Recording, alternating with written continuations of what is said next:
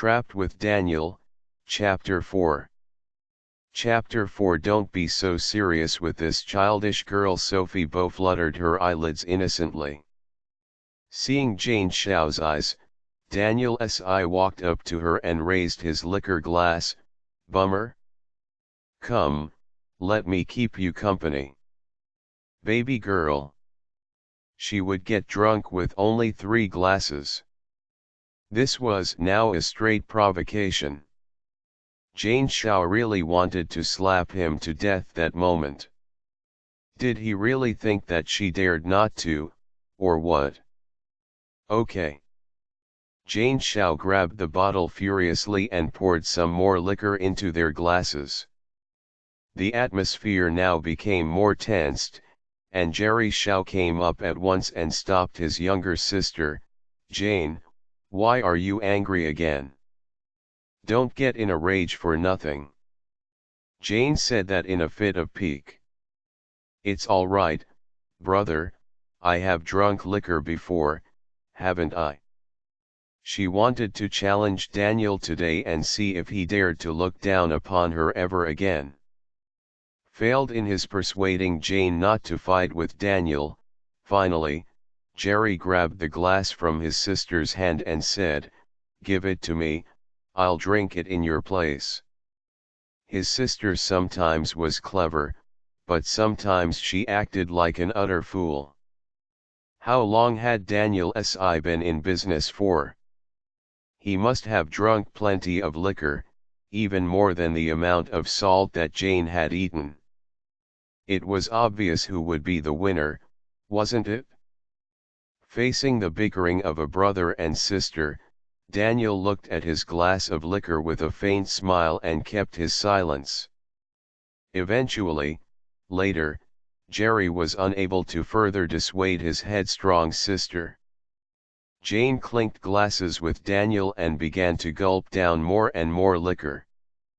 When Jane had finished only a third of a glass, Daniel had already drunk half of his. And when Jane finished half of it, Daniel had drunk all of it. He held the glass upside down and there wasn't a single drop left in it. Jane was still struggling with her drink. Daniel looked at her scornfully, and said, "You lost, admit it. Don't try to pretend to be stronger than you really are." Finally, Jane couldn't drink any more. The glass with 1/3 of liquor in it crashed on the table and she began to cough terribly.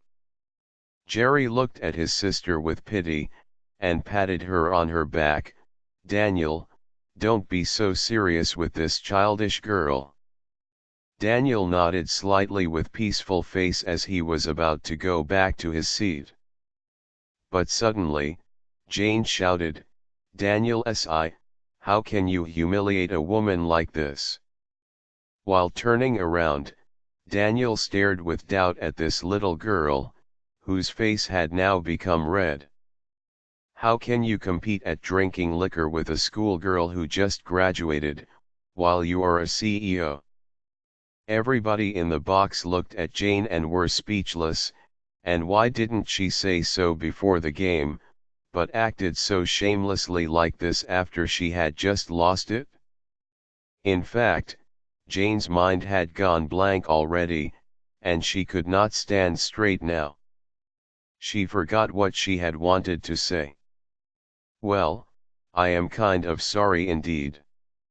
I would punish my mishap with one more glass of liquor." Daniel poured some more liquor into his own glass and played with it in front of Jane's face, then drank all of it with one single gulp. What were you doing just now? I can't see clearly." Jerry felt so ashamed for what Jane had just said. Obviously, Janet was playing tricks on Daniel, but how would Daniel react to these? Being stared at by everyone present, Daniel tittered, and filled one more glass, then again drank it in one single gulp. "Clear now?" he said coldly to this little girl with reddened face. He must make her concede her defeat completely. Janet hiccuped, and she almost closed her eyes.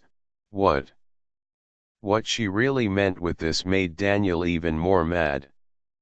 Did it mean that she had already been drunk before he drank?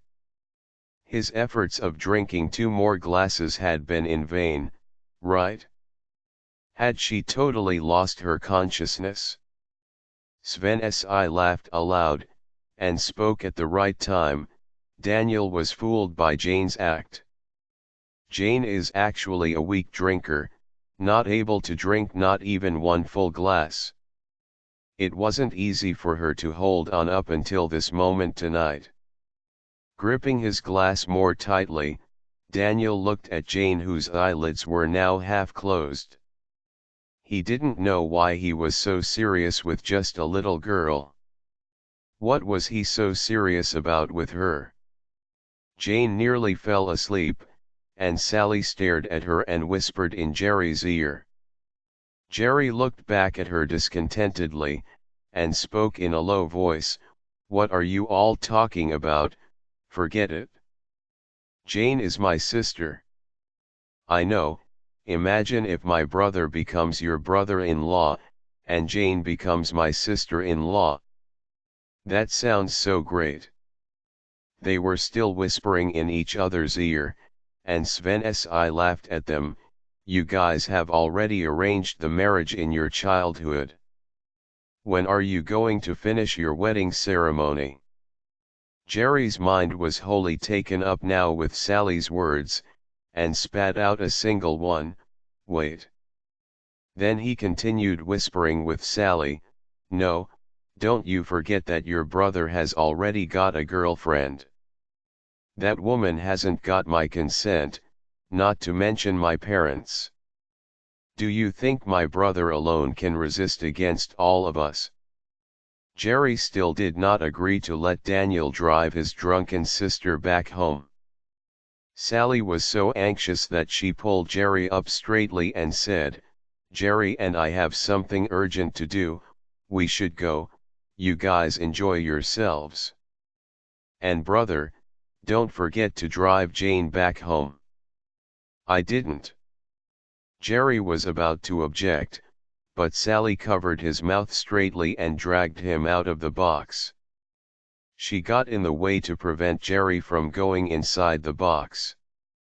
Then she took out the mobile phone and sent messages to Sven and others, saying that no one was allowed to drive Jane back home. But Jerry finally decided that he couldn't let his sister get involved with Daniel, who had got a girlfriend. He dragged Sally away by force and was ready to open the door of the box. However, Sally held him from the back suddenly and said, "Jerry, shall we talk about our marriage?" Jerry's arms suddenly paralyzed. Although they had an arranged marriage from their childhood, they had never been so close to each other like this before. And this was the first time for him that he saw such a gentle Sally. Jerry stopped moving, and Sally noticed this, and dragged him away at once and ran towards the gates of the bar. 20 minutes later, Daniel was smoking idly in room 666, with his eyes on Jane, who quickly fell asleep on the sofa. The others had gone away for this or that as an excuse, and he guessed that this must be one of Sally's terrible ideas. Finishing one cigarette, Daniel walked over near the sofa. Jane turned over suddenly, at the point of almost falling off the sofa, and Daniel bowed and caught her in time. Eventually, he laid her down at the back seat of his car unwillingly. At the Royal Valley mansion, Daniel patted Jane, who was now sound asleep, but she had no reaction. He had to carry her out of the car.